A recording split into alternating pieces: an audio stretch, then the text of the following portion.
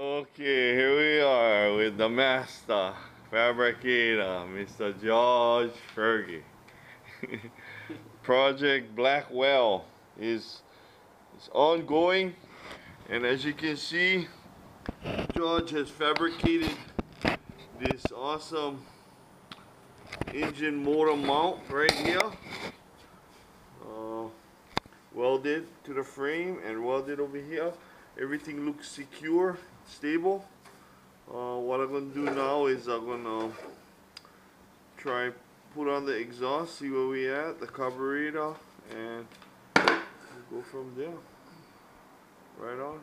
Okay, this is phase 2 of phase 3 of Moto Bike. Once again, George installed the motor mount. I installed the exhaust pipe, the carburetor, the coil, the gas tank.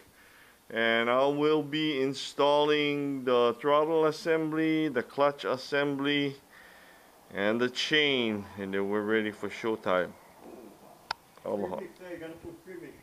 Premix fuel.